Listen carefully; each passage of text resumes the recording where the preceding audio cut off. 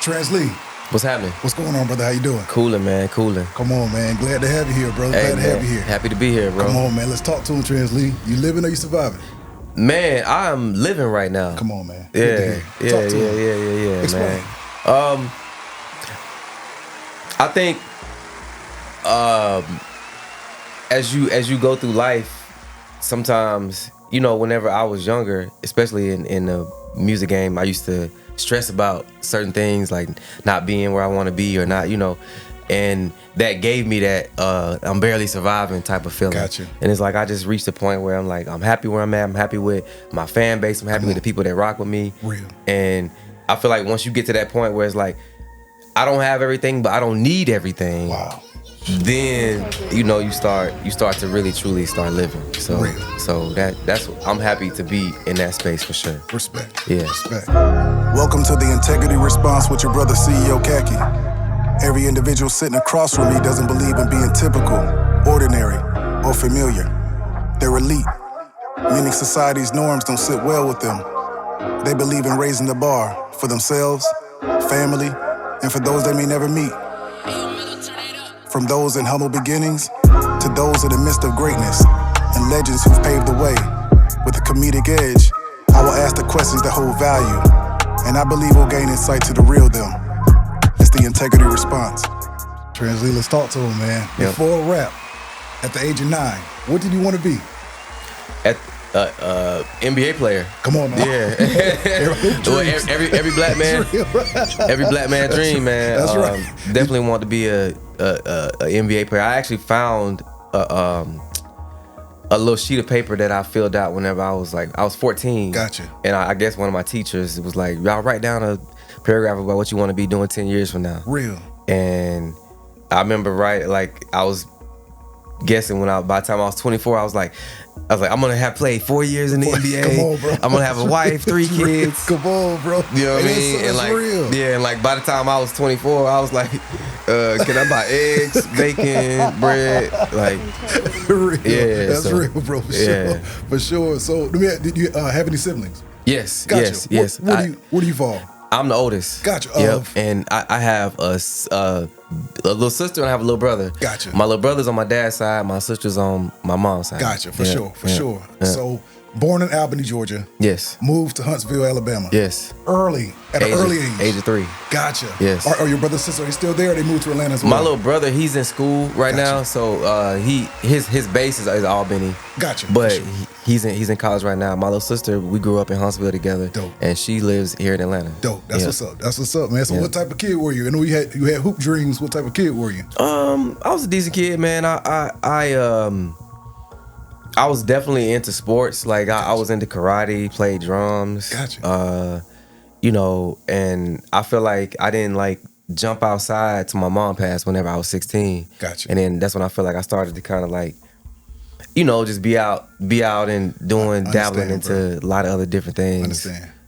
But for the most part, I was a decent kid. I had a decent upbringing. Gotcha. That's real. That's real. So Huntsville is one of those places, man. I feel like if you come up in Huntsville, you come up anywhere because it teaches you how to move in every environment. Gotcha. So shout out to Huntsville for that. Real. Most people would think that Huntsville or Alabama is a bit, borderline racist or anything for people who wouldn't know. But you said coming from there, it's really diverse. It's really. I mean, it is Alabama, so okay. Let's not forget that. Let's keep that as the number one thing. But Huntsville, specifically Huntsville, it's a special place and it's growing now too. Gotcha. And I didn't really experience in your face racism. I'm sure I was a victim of behind my back racism at every turn. Gotcha. But I was never just waking up feeling like, you know what I mean? Attacked or yeah. Right, I feel you. Gotcha. Yeah. And were you? Did you grow? You said you played drums. Were you in the church as well? Yes, I grew up in the church. I didn't necessarily play for the church. I started. That was one of my hobbies. And I'm still trying to get back because that's one of my goals. Man. Same here, bro. It's to play for a church. Right. Yeah. That's dope. But yeah, it was mostly hooping. Real. That's what I feel like That's real. Mostly What did. position did you play? Point guard, 2 guard. I was a really good shooter. So Gotcha. by the time I got to high school, that was my thing. Real. Like getting the game, I'm coming off 2 screens on the baseline, gym going crazy. Real. Yeah. Gotcha. So you played all the way through 12th grade? Yeah. Gotcha. Okay, Yeah. gotcha. So from here, before we move on to college, for your supporters, fill in the blank. In high school, I was known as a kid that Man. On the basketball court, like I said, I was a good shooter. Real. Everybody knew T Lee for 3. That's my only tattoo. Real, T that's Lee, real. yeah. That's what's up. That's what's up. The gym would go crazy. Gotcha. But man, I was calm, cool, collected, man. Like I hung with a little bit of everybody. Gotcha. You know, but I didn't make no high school superlative list, Gotcha. like the best dress or nothing. I didn't make none of those.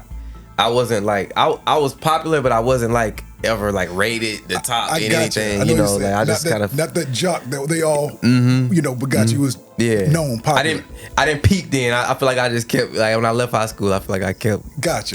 kept Real. on my trajectory. Gotcha. So from there, for your fans, in high school, what was that dream car that you was like, when I grow up, this the car I gotta get? I ended up getting it, man. It was the '96 Impala, Come on. the black one That's from All About the Benjamins. Real. Oh, yeah. bro.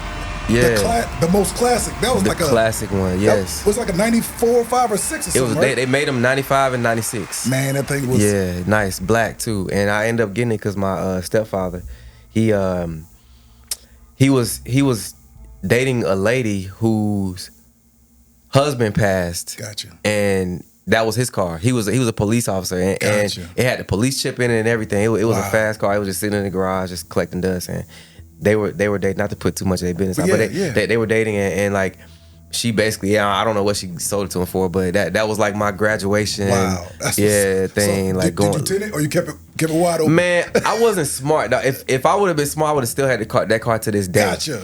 But Bro. it started costing so much money. Like I would be out in the projects racing people Gotcha. and I blew the motor out. Gotcha. So the like 454 engine that it came with, Wow. we ended up having to get like a 3.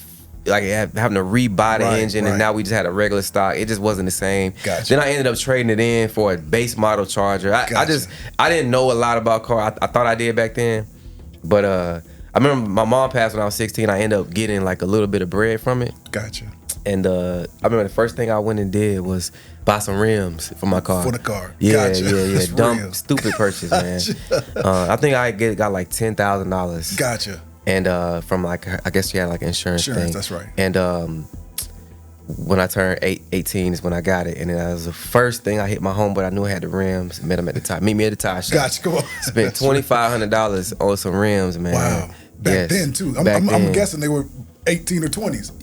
22s. You had 22-inch that Lexani thing was crystals. looking. You got. That's why. Yeah. Lexani. Yeah. Good gracious, bro. I still you remember. went crazy. Yeah, and I remember I didn't realize how much of a dumb purchase it was till I was driving around one day and I almost hit a curb and I swerved out the way and I was like, man, if I would have hit that curb, That would have. these rims would have been worthless. Gone. One rim, what I'm gonna do with 3 rims? If one rim, so I was like, oh man, I need to sell these. Real. And then I ended up selling them for like $1,500, Gotcha. way less than what I bought them That's for. real. But That's just how like, it go. That's how good Yeah. you was able to get off them though. yeah. And I feel like I haven't cared about cars since then. Real. Like, yeah, like I all I need is I put my emphasis in different things. Like all I Real, need is bro. something to get me from point A to B. Bro, that's correct. That's how we gonna get into that too. Your whole mindset. That's real though. That's real. Gotcha. So from here, University of North Alabama. Yeah. So well, I went to Alabama A&M for my first year. Okay, gotcha. Okay, Yeah. that's what's up. Definitely. Yeah, So yep. what was that? What was your major? Well, Bachelor of Business Administration, but I concentrated in marketing. Translee, we have the same. We got the same life? Oh man, that's Same crazy. major, bro. That's crazy. BBA minor in marketing. That's dope, bro. yeah. That's dope. That's dope. Yeah, I used to be obsessed with commercials. Gotcha. Yeah, so I went to school for that. I That's didn't dope. know at That's first dope. when I first got in what I was gonna major in, but after a while, I But that decided. was at this time. This was like one of those, like, all right, business degree, Yep. minor marketing. You open the door. It's either communications, mass communications, things like that. But you knew entertainment, something along the lines of entertainment, marketing, was in your path. No, marketing, but I did not fully grasp entertainment because I started rapping when my mom passed, and then I knew I was good at it, but I used to bog myself down with like the thought of actually blowing up, and not because I didn't want to, but just because I didn't know if my talent would get me there. Because back Gotcha. then, it was it wasn't a lot of examples of artists that rap like how I rap. You had maybe Right. Kanye, and then that was it. So it wasn't until I met Chris Hunter at UNA, University of Alabama, Right. that he became my main engineer, and I would record with him almost every day. And then he would be adamant about taking trips to Atlanta and networking, and like he was dead serious. Like I was kind of like, I'm a rapper, but like I don't even know if my family even knew I rapped at the time. That's you normally know? that's normally how it goes sometimes too, for sure. Gotcha. Yeah, so I wasn't out there with it until like we would come to Atlanta and network, and you know, and then we ended up getting the internship with Collipark, and then that's when I kind of fully came out my shell as an artist to everybody. You know what I mean? So what did Chris see in you early on? Like, you know, to invest that time, everything into you. What did he see, you know, in college? Even, you know, y'all met in college. Y'all were roommates as well. Yes. Yep, Gotcha. So like doing research. You know, so how does that, how does that actually, you know, because it's 1,000 artists, not saying it wasn't there in Alabama, but to hone in on your craft, what did he see? You know, like. I think initially we had just become really good friends. So like we would roll around, you know, like, you know, when you're in college, you have your clique, you know what I mean? So we were really good friends, and he had a studio. I was a rapper. Gotcha. So it's like, it was a good match. So we just recorded. But at first, I think it was just the fact that I was a decent rapper. Gotcha. Because he had another artist, shout out to our homie Chief. He was the first close-up example of a rapper. Gotcha. Like Chief he would have the outfits, the shades everywhere, walking around. He had the rapper package. Like he was the full thing. So like before, like everybody knew he rapped. He did shows and stuff like that. Like, and I was still like kind of in the shadows. You know what I mean? Gotcha. So yeah, like it like I said, it wasn't until we moved here to Atlanta that I fully came out of my shell when we started interning with Collipark. Real. And then so. Gotcha. So I want to take your fans through that too. We're at a Yin Yang concert. You see, ooh, this man good, y'all. You see Mr. Collipark right there. And you kind of backpedal towards him like, this is a chance. Yes. You know something's like, okay, everybody's just not approaching Mr. Collipark. Yeah. You know what I'm saying? Like, you know that you have something, a gift to give him. Who you guys are. What, you know, do you look at it like, man, this is my chance. This is, you know, this is him. This is Mr. Collipark. At this time, Soulja Boy was reigning supreme. Yes. So how did you feel in that exact moment? Take your fans through that. Man, so we would come to this thing here in Atlanta called the Atlantis Music Conference. And we came 1 year, weren't successful as far as like connecting with anybody major. And then we came back the second year. And like I said, this was Soulja Boy was hot as fish grease. Come on. And at the end of the conference, there was a Yin Yang show, and we was like, we're gonna stick around and watch the show. And then Chris was off actually talking to another friend of ours, and I was just roaming around the building, and I saw Collipark. I'm like, whoa, that's the guy from TV. And and so I ran and got Chris, and we went and we kind of sat beside where they were sitting, like just kind of like like seeing if they was gonna move. Then whenever they got up and moved, we got up and moved, and we just started walking beside them and just started talking. And man, it was just one of those God ordained things, man. Like they just took us in, and Chris was on something different. Chris had a resume on him. Most people out there had CDs, and so when Chris gave him the resume, Collipark was like, ain't nobody ever gave me a resume before, you know what I mean? So yeah, so it was like one of those things where he was like, we was like, we trying to get an internship. Chris was trying to get an internship. So they like, bet, come on, and we took that to heart. We didn't even talk to them. We probably had got their office number. We probably didn't even have their personal cell phone numbers. I don't even remember, but we took that to heart. Like, uprooted ourselves from where we were, especially Chris. He uprooted his whole life and moved down and hadn't even necessarily talked to them about the internship again, except from that one day where we talked. And so we got there, and at first they weren't even answering the phone. At first, like, you know, we was getting the office. The Collipark's sister was answering the phone. Shout out to Charlotte. She was answering the phone like, they not here. We'll, you know, call back tomorrow. And finally, we got Collipark's brother on the phone, and then that kind of jumped off the internship. Chris got the official internship, and I was just kind of like his tag along. Gotcha. Yeah, man, they put us on the road with like VIC. Right. You know, Get we silly. was helping work out with helping, you know, all of that stuff. And one day I just did a rap talking about my mom or whatever, and like Collipark. I remember we was sitting in Spondivus. Collipark heard it, and he was like, "You actually got something," you know what I mean? And that right there, because like that was my whole goal was to get him to pay attention to me. Gotcha. You know what I mean? While we were interning. So yeah, make a long story short, he ended up.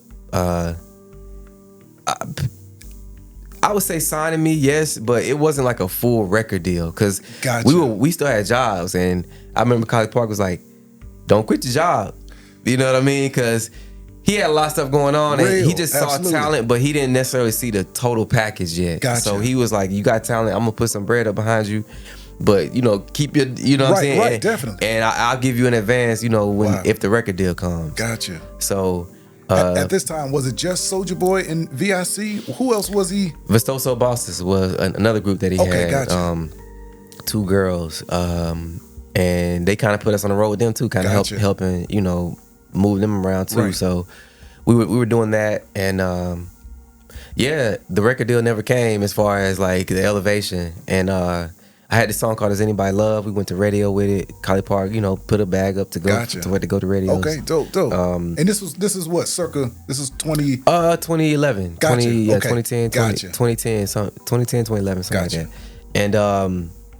And so that happened, and you know, I'm geeked because I'm like, man, I'm still at the job, right? But the song is on the radio. Wow. You know what I mean? And it's coming on like Greg Street's playing it every day down there. What does that do? What does that do for your confidence as an artist? I'm looking at them folks in the job like, y'all know I'm not gonna be here too much longer. You know what I mean? I'm walking around. Real. Cut that up. Cut that up. And everybody was excited, you know. Shoulders back real. Yeah. Shoulders back. No, for real. That's real. Yeah. So, you know, that was an amazing feeling. Gotcha. But the song was a very conscious song. You know how radio works, man. Like radio only kind of focuses on one thing. Right, absolutely. So it's only so long a conscious song is gonna roll on radio unless you just like putting $100 zillion behind it. Right, for sure. So it ended up falling off of radio, and then I remember that was kind of like the last thing Collipark did for us as far as putting up bread and stuff like that. Okay. He's still like our mentor, still like really good. Dope. That's dope. I still accredit him for giving me my first start in the game. Real. For sure. That's what's up. But you know, that relationship kind of we kind of had to go out on our own. Real. And figure it out. That's part of the game. Is like, you know, building leverage, building friendships, building business partners, and that's how we keep going. That's how it is for sure. Most definitely. And go ahead. So it was pulling what I had got out of that situation, and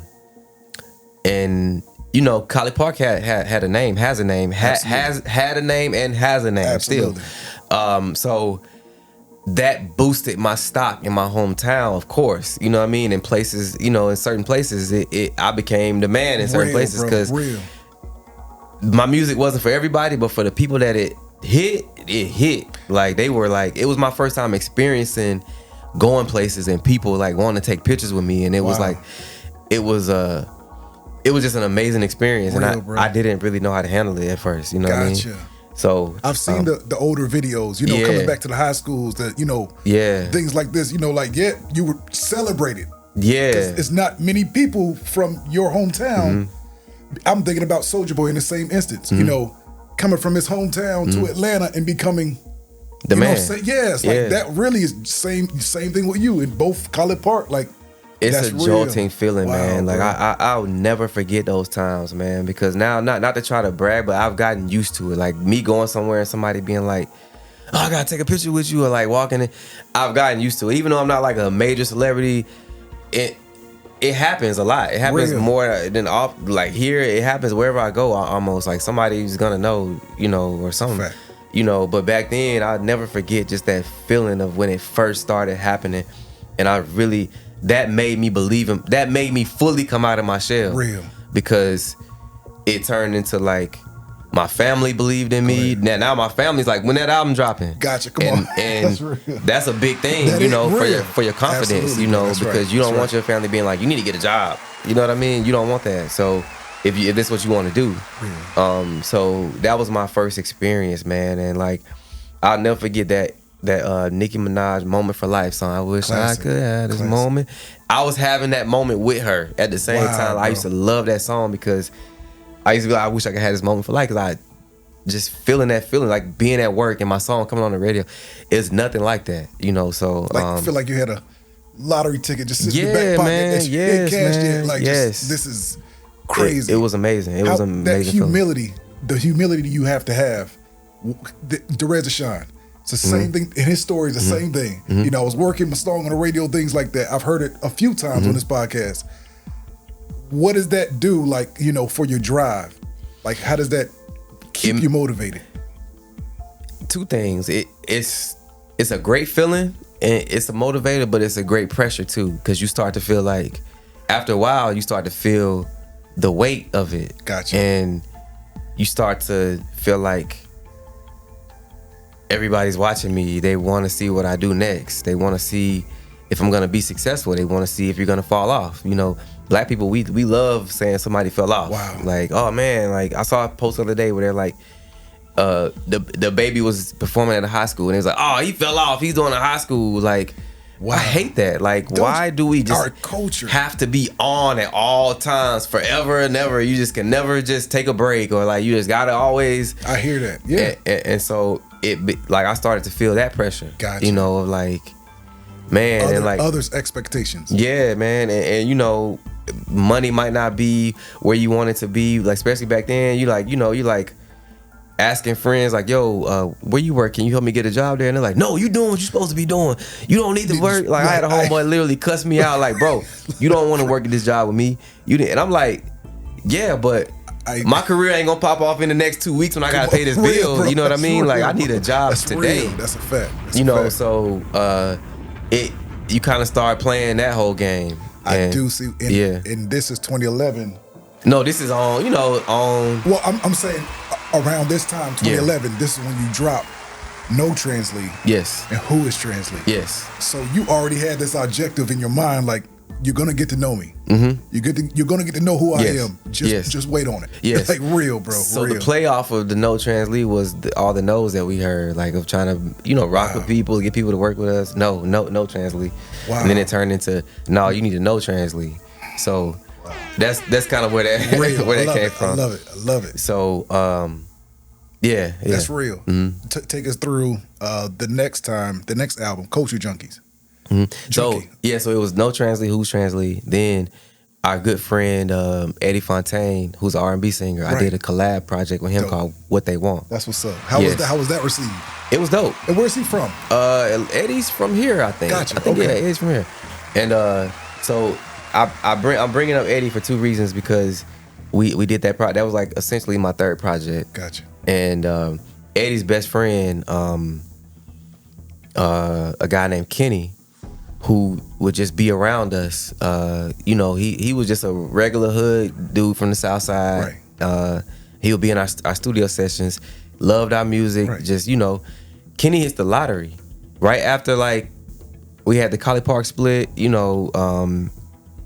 We're just kind of trying to figure it out. Kenny hits the. Can we curse on him? Of course. Kenny hits the fucking lottery. The real lottery. Not 120,000. No, not 100 bands. 5,000. Not 500 bands. Not $1 million. Not $5 million. Not $10 million. He hits the lottery, the $72 million Mega Millions. Wow. Hits it, and Wow. yeah. So. And this is a younger, your age, younger guy. No. Kenny's probably he was 8-9 years older than us. Gotcha. Yeah, maybe 10 years older than us. Wow. So yeah, he's like an OG to us at the time. Right. And yeah, so Kenny, so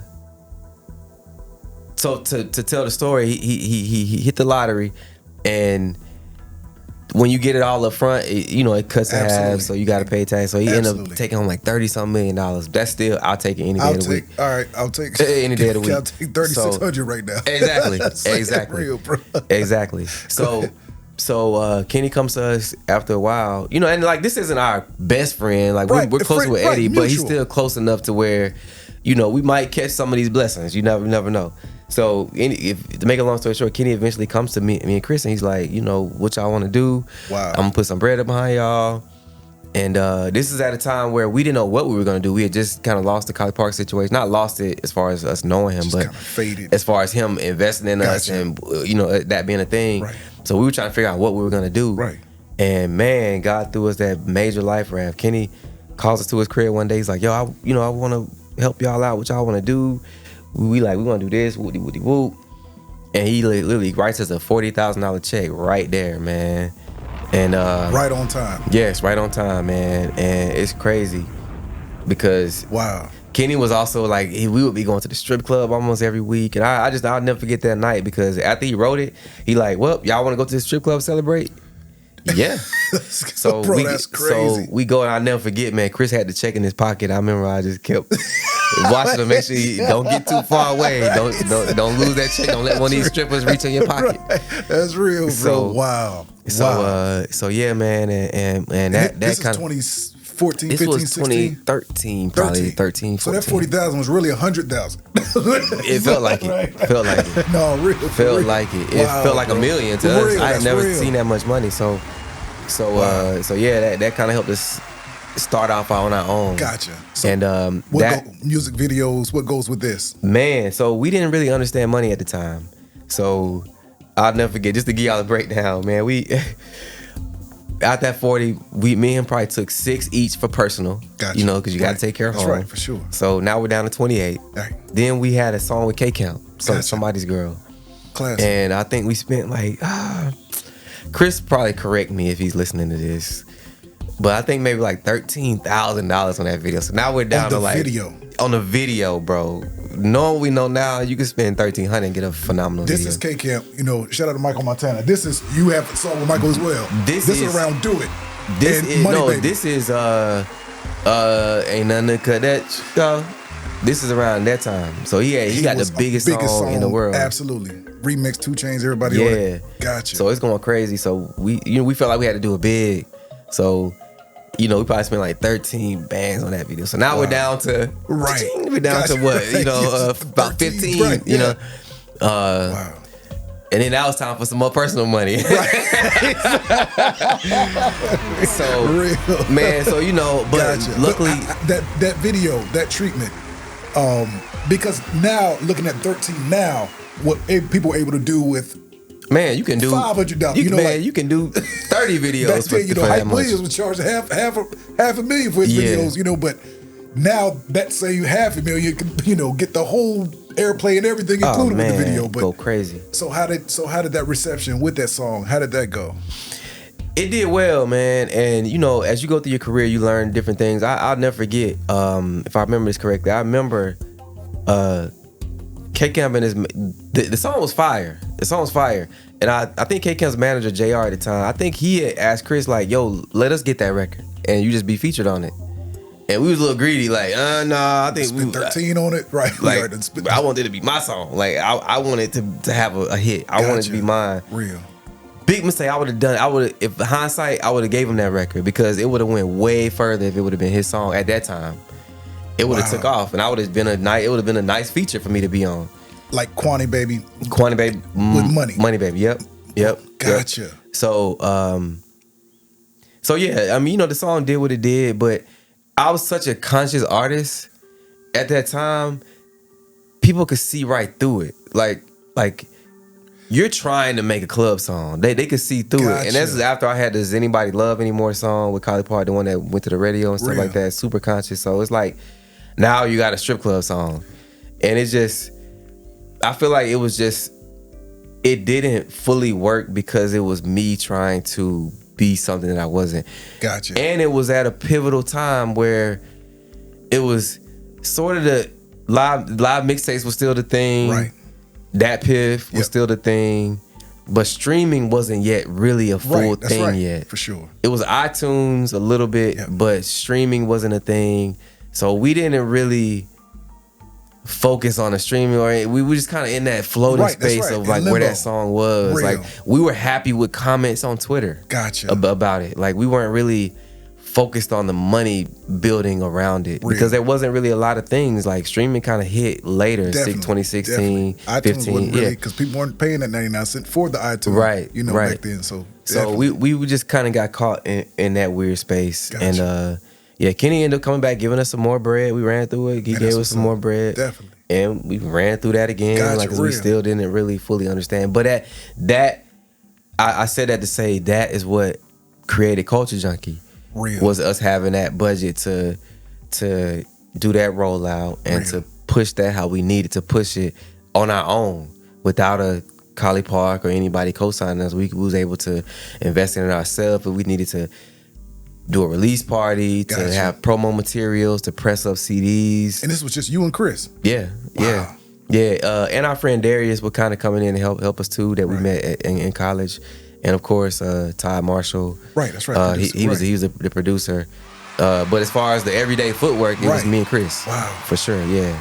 And yeah, man, and we was just around Atlanta passing out CDs. Shout out to the Nook. The Nook gave us this idea to give out because our biggest thing was we would be outside of every club passing out the CDs. Right. And then we would go sit in the car, wait for everybody to leave, then we go back in the parking lot and pick them up off the ground, the ones that people would just throw on the ground, because if you're passing them out to everybody, some people just gonna see it and 90% are drunk and just throw it on the ground. So then we was like, this is money to us, so we would go back in the parking lot and pick them up off the ground, the ones that weren't too messed up. Right. And so we're like, how we gonna get people to keep the CD, at least to get it to their car? If they get it in their car, it's gonna stay for a while.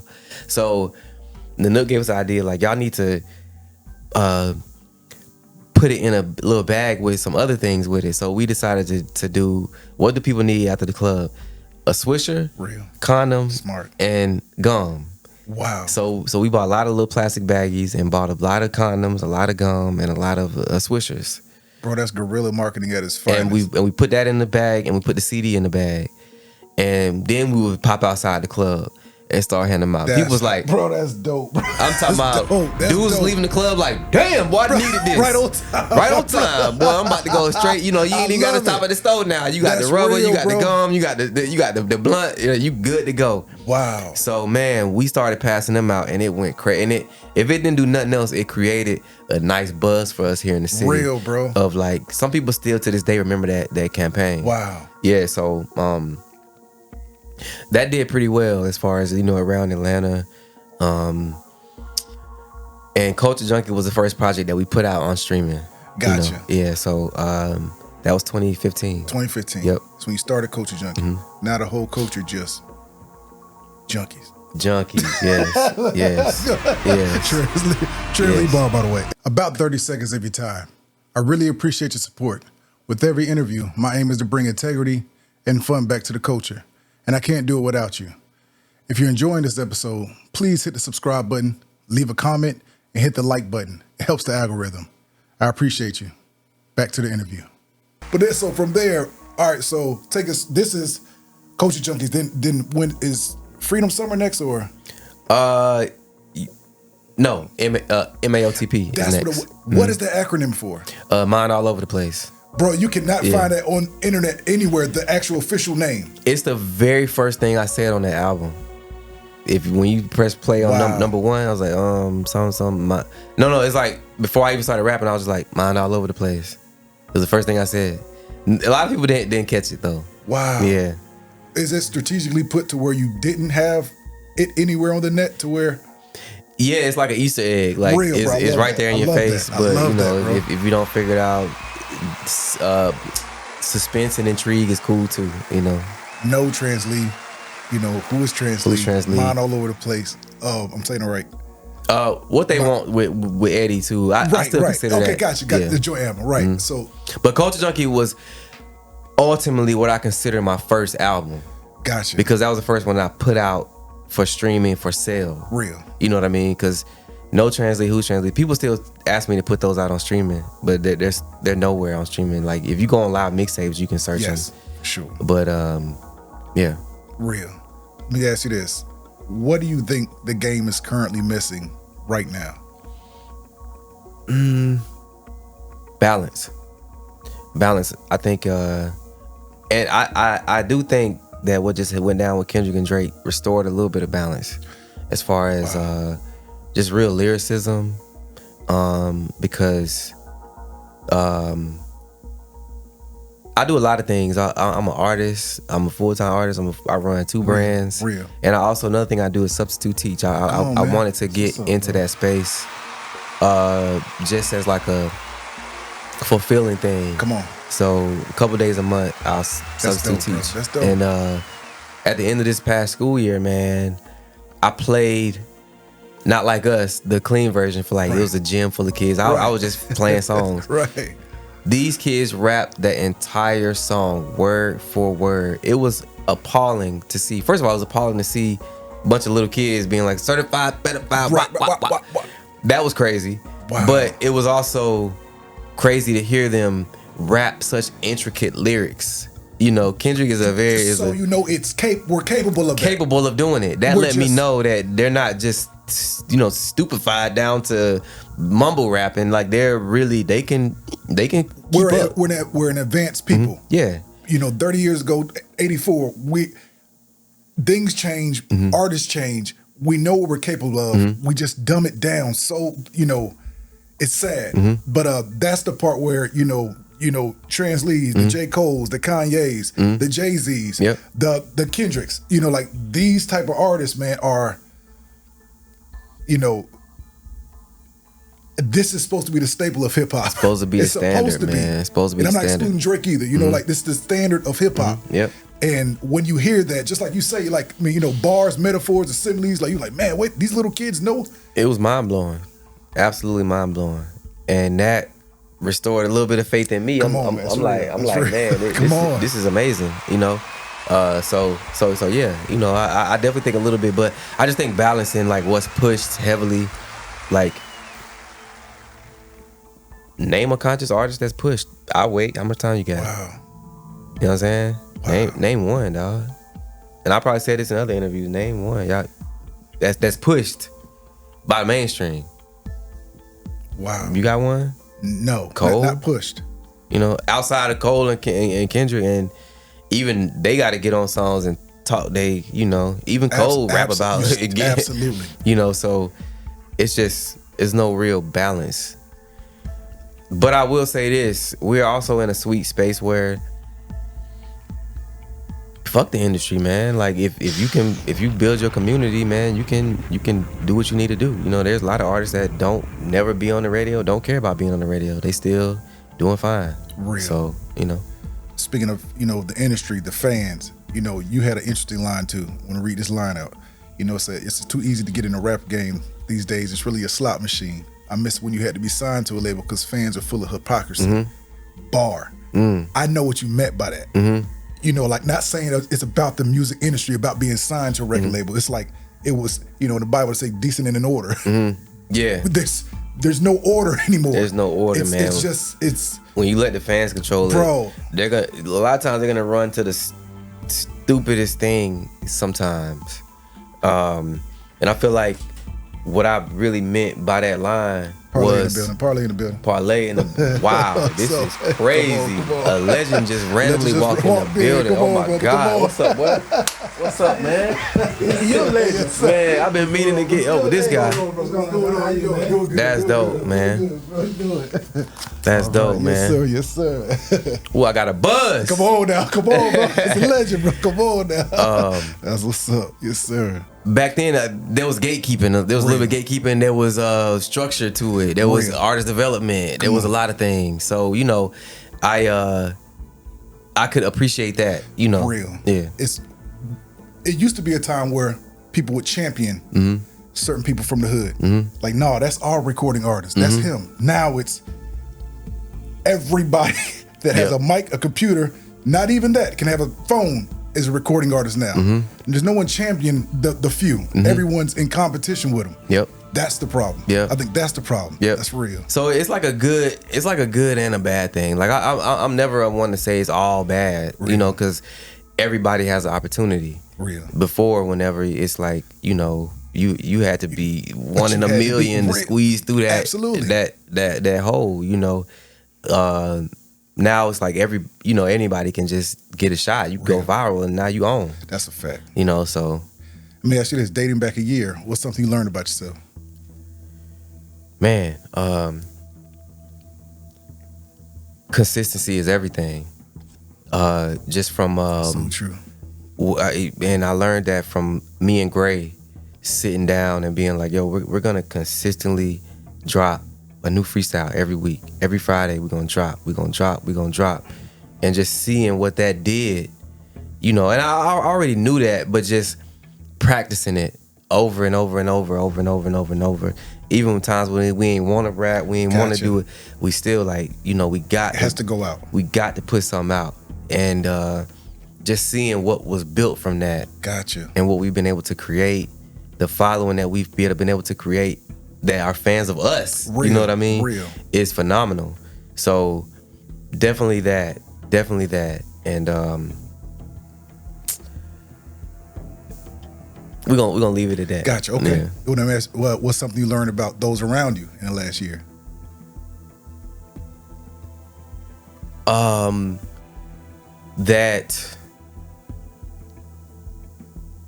That it's okay to bring in new people.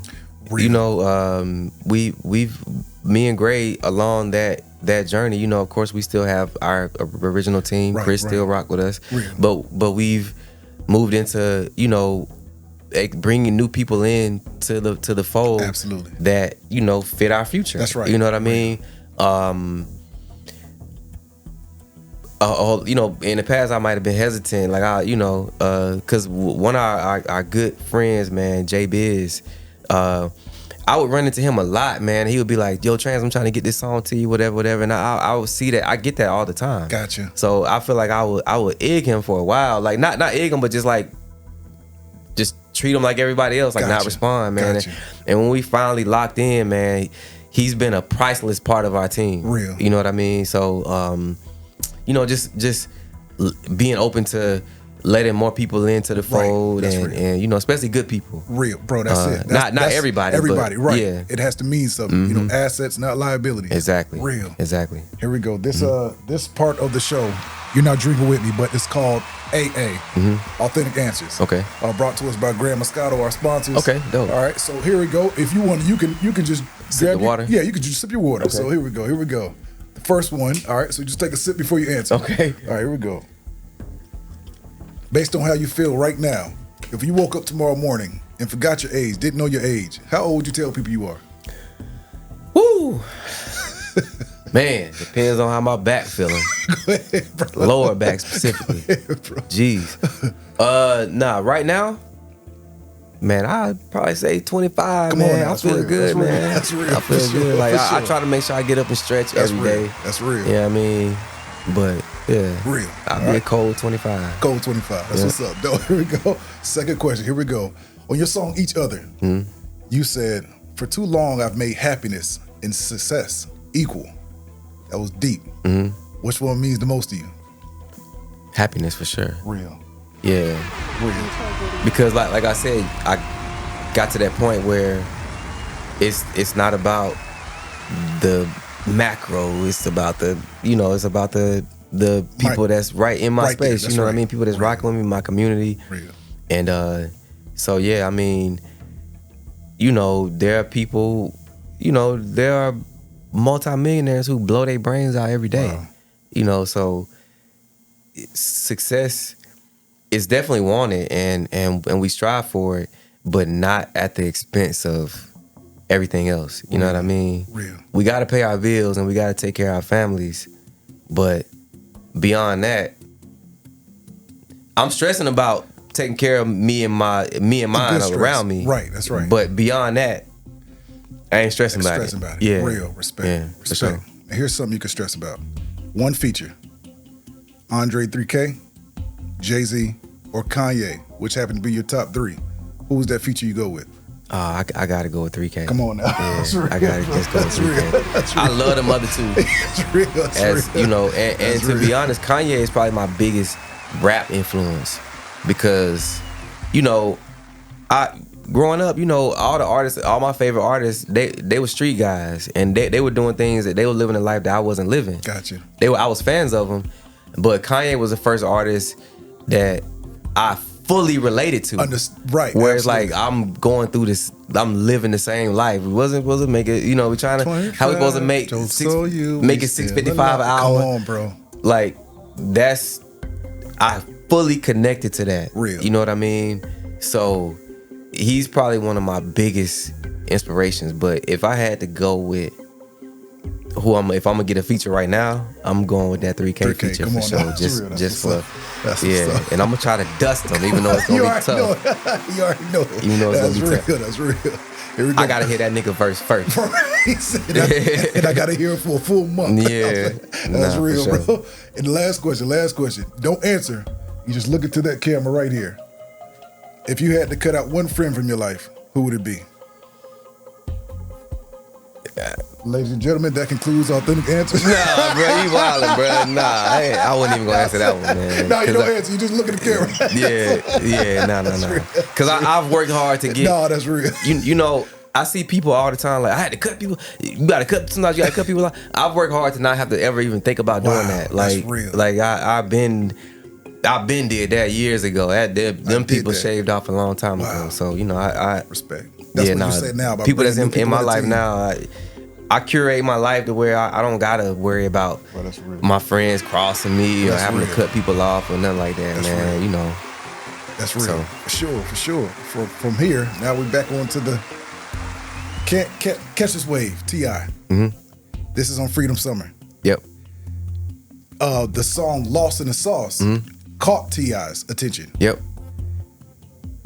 You previously mentioned on the song, you know, I don't need BOBs, no TIPs, no, how did that feel to come in fruition? Like, wait a minute, how dope was that? Like, not saying, but how dope was that to get the ear of him?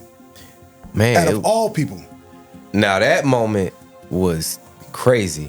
That moment was a crazy moment because that was after all of the like Kenny and the lottery stuff. We had just blew through all of that. Culture Junkie had did what it was gonna do, and you know that was actually the last thing that he invested in. Was he helped us get that Lost in the Sauce video shot, and that was the last thing. Because to make a long story short, Kenny ended up passing away. Yeah, he has one of those stories that need to be a damn movie made about him. Cause he was investing in BMF and everything. There was a moment where I was rolling around with some of the BMF guys like Blue Da Vinci, all them cats. Like I know them because of Kenny. Like cause we were just around. He was investing in them and you know going out to the strip club, throwing all the money. And so Lost in the Sauce, that was the last thing. And yeah, Tip heard it. So we had the same barber. And it's a girl named Amber, and so my manager Chris gave her the MAOTP CD. Gotcha. And she gave it to Tip Cousin. Wow. Made the connection. 2 days later, I was on the phone with him. This was at one of the brokest parts of my life. Like I had to move out of where I was. I was staying with my aunt at the time. Gotcha. And I was driving Uber. This is like 2016, and man. And I'm literally at my aunt's house on the phone with Tip. Like, I'm like, oh my God, I could not believe it, dog. Wow. And yeah, he like, man, you dope, man. And this is whenever he was kind of switching gears to kind of being on his more fight the power, more militant vibe. Like he was kind of moving in that space. And when he heard my music, it fully aligned. Wow. And so yeah, man, we had a few meetings. At the same time, I was also getting interest from Universal. I remember, Stephen Victor, Pusha T's manager. Gotcha. He had flew me out to New York to have a meeting with Universal. And I remember T.I. and them was out there at the same time. And I remember Tip was like, you want me to come to the meeting with you? I'm like, hell yeah. In my mind, I'm like, this can only help me. Right. Wow. In hindsight, I probably should have went by myself just to, but he ended up not even coming, but his team came with it. So it's like, I'm having a meeting. I see. But the Grand Hustle guys are standing behind me. So I feel like Stephen Victor was looking at me, but he kept looking at them too at the same time. Like, what are they here for? Real. But, that was the time where I was just feeling myself like, man, I am out of here right now, Real, bro. So, yeah, end up doing the deal with Grand Hustle. Gotcha. How long was this deal? What you mean? You still currently signed? Yes and no. Okay. Yeah, yes and no. So You don't even have to go further. I know I'm what gonna you tell mean. you a dope thing about Tip, man, is he never dug into like my feature money, my show money, my just sync money, anything like songs I got synced. Like he never like was just like every check I got, he was never like, you know what I mean? It was Gotcha. always just a percentage of my streaming dollars that came in that he's ever been worried about. Of course, if a major check would have came Right, in, that's right. what he was always Real. about. You know, he's about the big fish. So, you know, so that's kind of still the situation now. Gotcha. Like we've had conversations, and you know, I don't really lose anything by still being a part. Like Real, bro. that contract we signed so long ago, that thing's so null and void. Like Gotcha. it's nothing really. Now it's the handshake. Yeah, It's Kevin Hart. You're yeah. real. And you know, it's still to the point where if I need to go to him about something, I haven't went to him in a minute, but if I need to go to him about something, if I got a good enough idea, he'll you know what I'm saying? Real. He'll hear me out. You know what I Real, mean? for sure. So, you know, that's I look at that as more beneficial than being like, I need to get out of my, I got because you. it's nothing Definitely. it's nothing taken from me. I got you know what I mean? Real. So you know, it's one of them. It's a decent Definitely. thing. That's right. You know, That's right. but for me, I always looked at like the artists that I compared myself to, the Kendricks, the Coles, the Kanyes, the Big Sean's, That's all right. of them. They came through somebody. That's a Big fact, Sean bro. came through Kanye. That's right. J. Real. Cole came through Jay-Z. That's right. Kanye came through Jay-Z. Drake came through Lil Wayne. That's right. So I was always like, I need to come through T.I. Real. Like that's my goat. How did you, know what I mean? How did you see B.O.B. in regards to that class you just spoke on? B.O.B. was dope. As soon as I kind of got over there, I started working with Bob because Gotcha. we was the closest. You know what I mean? Right, like definitely. I was able to help do some writing on some of his stuff to That's where, dope. yeah, like we worked a lot. Real. Like me, I'm not writing for him, but just just in the studio, we were constructing songs. Gotcha. So yeah, I did a lot of work with That's B.I. dope. Still randomly, I said B.O.B. Right. Still randomly will get checks from some stuff that I've done because Wow. his songs still get randomly synced in random places every now and then. So it's like every couple of years, That's dope. I might get a rack That's off real. of just some Just random random. song Real. that That's I'm a real, part bro. of, That's man. dope. So That's dope. you know that's always cool. But yeah, Bob is dope, man. Bob is one of them artists, multi-talented, play all them instruments, can rap, Didn't know sing, do that. it all right. Gotcha. Yeah. So So you mentioned gospel is your favorite genre. Like that tells a story in your music as well. Even in the production you choose. Everything has, you had a choir singing in the back. Yeah. Half of it. Right. Like where do you get that, to want to follow that void, to want to follow and fulfill that in hip hop right now? Because it's not prominent. Like why do you still continue that on, knowing that people don't really gravitate towards that? But then we spoke, as well about how, they're listening. yeah. You spoke about the K camp, not wanting, that's not your lane. But why is it that you have that integrity to keep it going? Hey man, when we out of here, It ain't no where our soul go, that's the most important thing. None of these people, fans, nobody, they not coming with you. You know what I'm saying? Or Wow. they these fleshly desires and things that everybody want. wow. You know what I mean? That's why your body wants fleshly things. Absolutely, because it's bro. not coming with you, dog. It's gonna leave. It's gonna be here. It's gonna be left here on earth. Like it don't give your body don't give a damn where you go after this. Wow. So your mind is what gotta, you know what I mean, stay. Real. So like, I definitely, like, I still do my prayer raps. I still try to, people are like, you need to be a gospel rapper. I don't feel like you know what I mean? I know what they try to paint Lecrae like that. It's like Lecrae's like, no, I'm just a conscious artist. If you want to put me there, put me there. But I'm a recording artist. Like even with D1. You mentioned country rapper like D1. Yeah. Like he's a conscious rapper. Some people will say, it's gospel rapper. But No, he's a gospel rapper. Okay. Yeah. We just did a show with D1 last weekend. We literally just did a show with D1. That's Shout what's out up. D1. Shout out D1. It's real. That's But he might got mad I said that. He Gotcha. he is an artist. He's a phenomenal artist. Right. But I would look at him as a gospel artist. Yeah. Gotcha, Which is gotcha. nothing wrong with that. I Real. think that's a That's great real. space to be in. outside of music, Inner Peace, Outer Glow. You started this around 2021. You hit the concrete. Running. I saw it. I was like, bro, that was, and bro, like, I don't think you realize like what people were going. I know you did as a conscious artist. What people were going through at this time.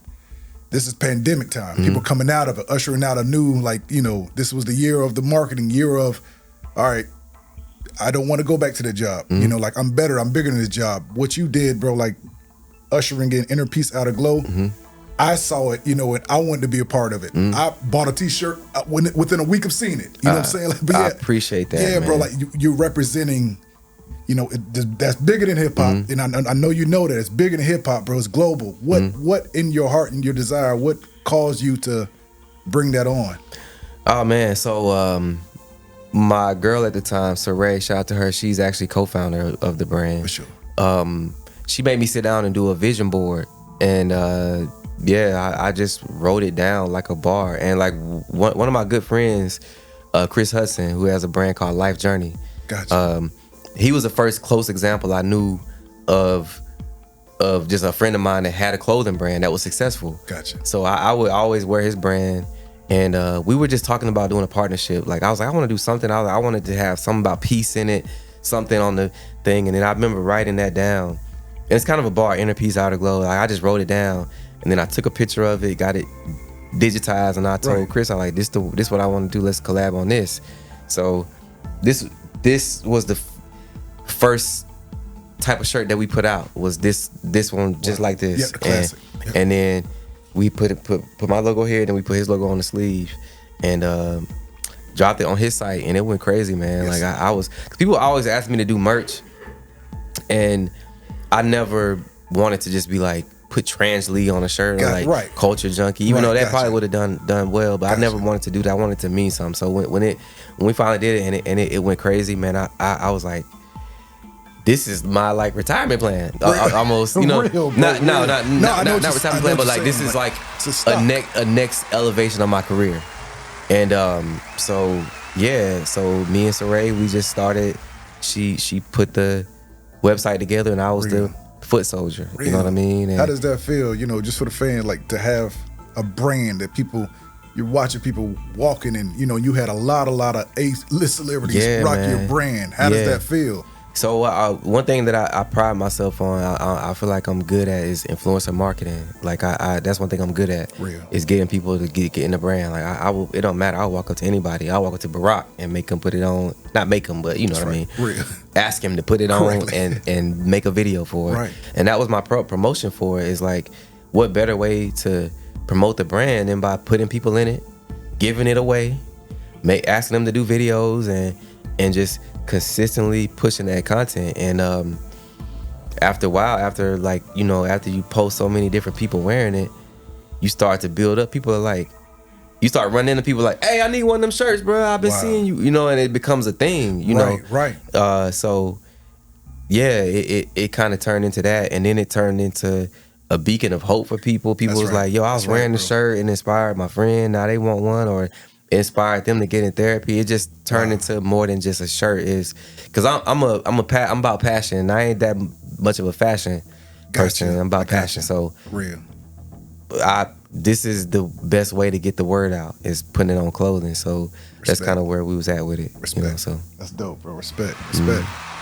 What do you have? You know, we spoke on camera about everything you have lined up now for the fans. Like, what can they look forward to? You and Gray, your own personal music. What can they look forward to? Creative raps and flows for sure, forever. And like I said, me and Gray's project, I know we ain't tripping.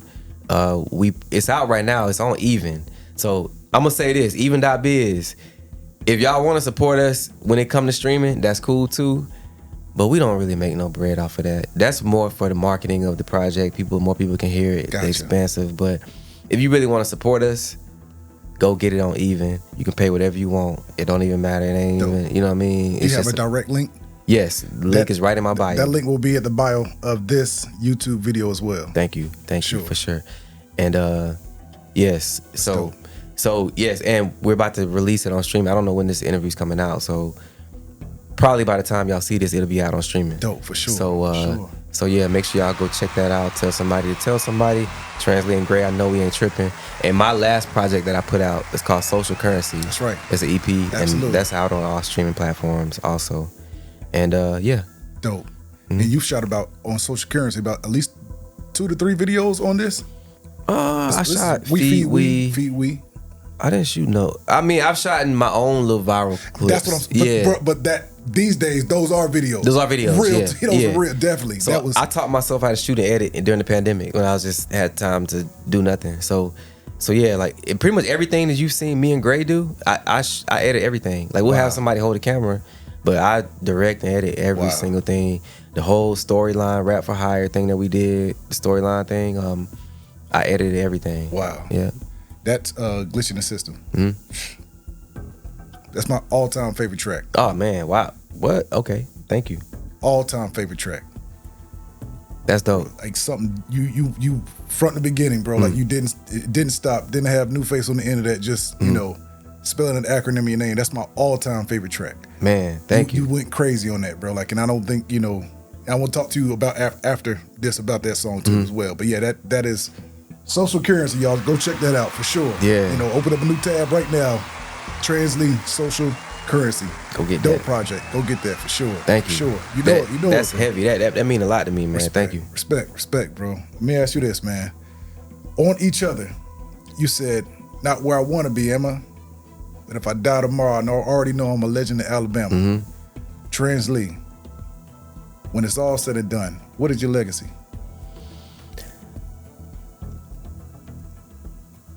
I was an artist that was real, and I'm not gonna lie, it took me, like when I first signed with Collipark, I was trying to make those songs. And I remember, I'll never forget, we were sitting outside the Ultimate back in the day. Classic. It was right on Camp Creek. We were sitting outside the Ultimate. And I was playing them this song that I had that was I was just rapping about like probably just any old thing. And I remember he listening to it, I looked at his face, he was just like not into it. And he stopped it and he's like, yo, you want to be like everybody else out here, or you want to really be somebody out here? Wow. And I remember that's all he had to say. He didn't say nothing else. He said, you want to be like everybody else, or you want to be like everybody else out here, or do you want to really be somebody? And that moment hit me like, yo, you need to focus on what you do. Real. And talk about what you do. And from that moment, if I ain't seen it, felt it, heard it, talked about it, or know somebody close to me that's seen it, felt, I don't rap about it. I rap about my life, you know what I mean? And that's when I started to really see growth and success, and people who rock with me, that's my community. Real. You know what I mean? And I'm not worried about everybody else, because everybody got their, you know what I mean? Respect. That's Yeah. real. That's real.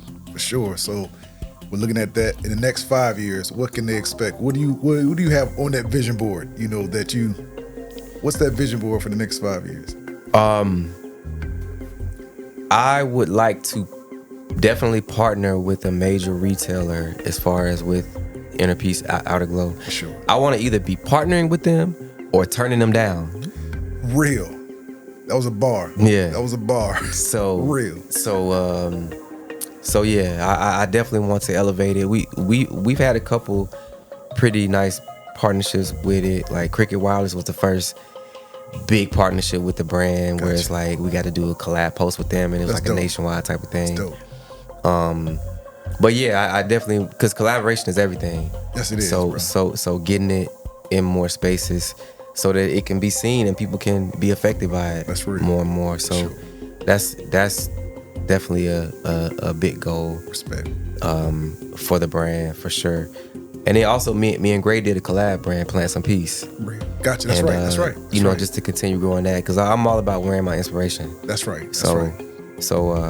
so yeah, just Who pushing better that. to brand it than yourself? Yeah. Walking billboard. For sure. It's real. For sure. Gotcha. Man, let me ask you this last question, man. With $50 million in your bank account tomorrow morning, what changes about you? There will be signs. There will be signs. That 3-5 might turn into me get 5 pounds of my plate. Right. Nah, I'm playing. But man, I don't, nothing personally, because I feel like money just exaggerates who you already are. Wow. If you an asshole and you get rich, you're gonna just be a bigger asshole. If you a giver, and you become rich, you're gonna become an even bigger giver. Real. That's how I feel. So I feel like it'd be more inner peace out of glow. Real. You know what I mean? Yeah. Respect. You know something I don't know? No, I hope it's coming. Right. I hope it's coming, man. I'm telling you. Look, just like you said, 5 years gonna be turning them down. I love that. That's like something I think every viewer can realize what you said. Like, no, if I'm not partnering with them, I'm turning them down. That's how big my brand will be. That's major. Yep. Major. Yep. As tradition on the integrity response, Translee, if you could reach to that bowl, grab one fortune cookie, open it. Ooh, I was wondering what these were right here for. Open it, read it to your supporters, and just like that, we out of here, man.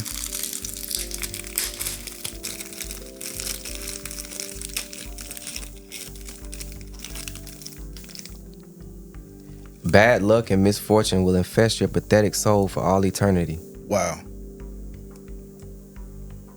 I'm just playing. I'm about to say, where in the world was that fortune I'm just cookie? playing, man. That's a joke that me and my sister always joke. That's from. Do you remember that show Rocco's Modern Life? I do. I remember it was an episode where he kept pulling them and they kept saying that, and then he like kept pulling them and they would say the same thing, and then somebody else would walk up and pull one and it would be positive, and he'd be like, nah. That's hilarious, bro. That's funny, bro. But nah, this says a modest man never talks to himself. I don't know if I understand that. Me either, bro. A modest man never talks to himself. Bro, I gotta. Interesting. Parlay, what you think about that?